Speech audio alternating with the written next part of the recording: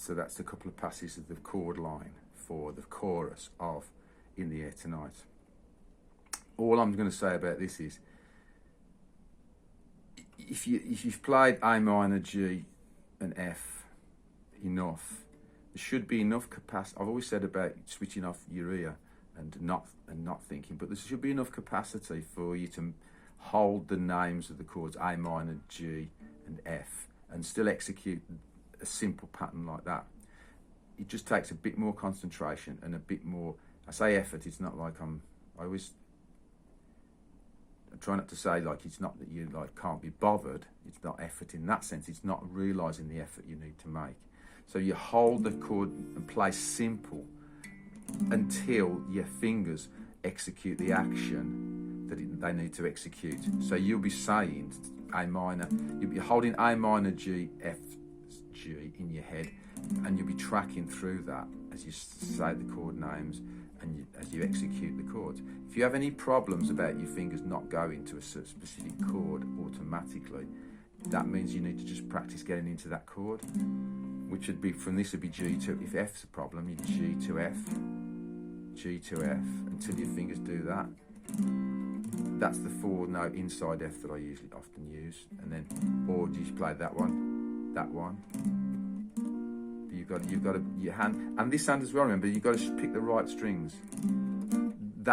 The reason for holding the chords in your head and execute them is if something goes wrong anywhere, that pinpoints where you've got to put your work in. You've got to stop playing it in time, get your actions right, because the actions have to be, when you call for the action, by calling the chord in your head, you do it. So that the point is the raise concentration.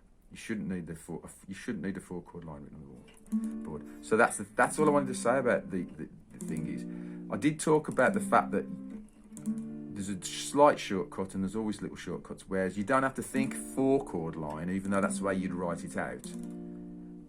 So there's your 4 chords, A minor, G, F, G. What you can do is just go A minor, G, F, and then reverse.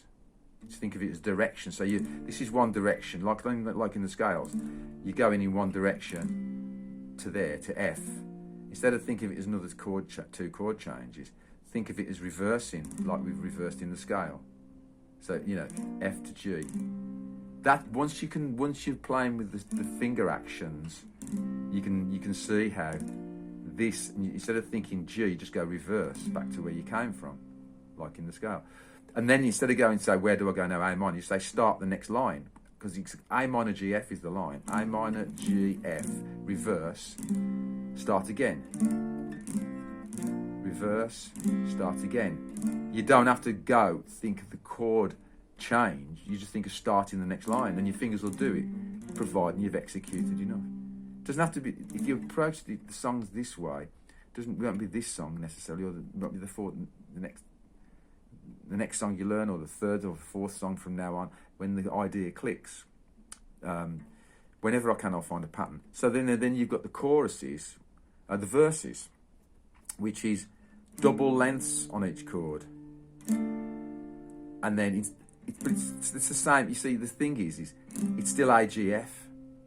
So you treat it differently, but the memory bit is the same. When you get to there, instead of going in the reversal, it's a circle. You go back to the start for 2, and each one is double the length. So you got 2. So and then you got so the whole pattern for the one line of the verse is 2 A minors. It's AGF. So there we go. But it's 2 on each, and then it's 2 on each on there. Now, unlike the chorus, which does a reversal, you just go back to home, which closes the circle. The big thing you have to remember in the verses, this is the memory bit, is you start again. The start again is A minor, so the pattern starts and ends on A minor. It's not 4 A minor, it's 2 at the start, 2 at the end, but the end connects up to the start, so you get 2 A minors, 2 Gs, 2 Fs, A minor, G, F, which is what you hold in your memory, and then back to home. But the next line starts on A minor, so you have to stop yourself from moving. This is where your concentration and your effort is required.